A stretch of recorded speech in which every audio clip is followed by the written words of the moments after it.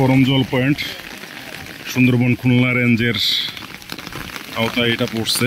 প্রচণ্ড বৃষ্টি, আসার সময় হালকা ঝড়ের কবলেও পড়ছিলাম, এখন বৃষ্টি হচ্ছে।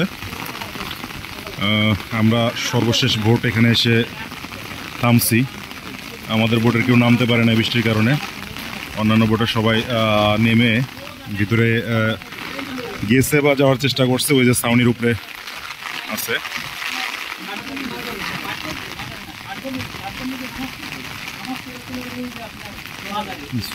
বাবা,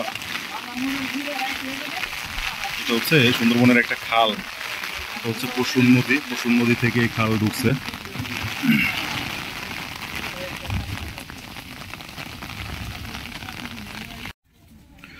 এখানে সুন্দরবনের একটা ম্যাপ আছে এবং কোথায় গেলে কি দেখা যাবে সেটিও দেখানো আছে। কুমিরের ডিম, আর পাশে হচ্ছে হলো বাঘের যে পায়ের ছাপ, সেই ছাপের একটা ইয়া দেওয়া আছে। বাঘের নখ রাখা আছে। এই হচ্ছে করমজল এন্ট্রি পয়েন্ট।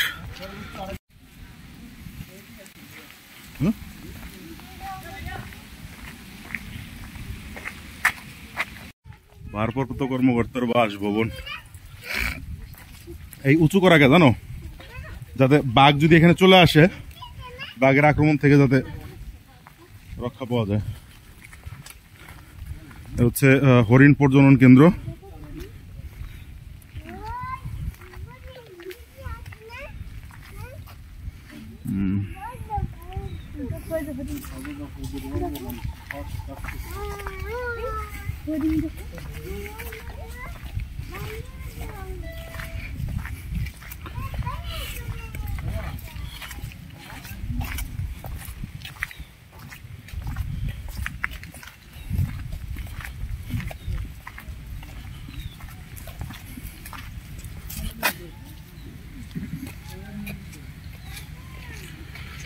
প্যাভিলিয়ন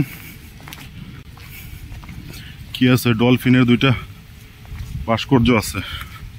আর এইটা বোধহয় কুমিরের খামার। হ্যাঁ, কুমিরের প্রজনন কেন্দ্র এইটা। ওই যে কুমির আছে একটা, ওই যে কুমির।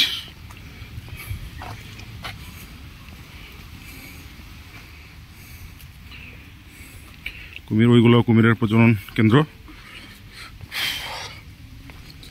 এখানে এই কুমির প্রজনন করে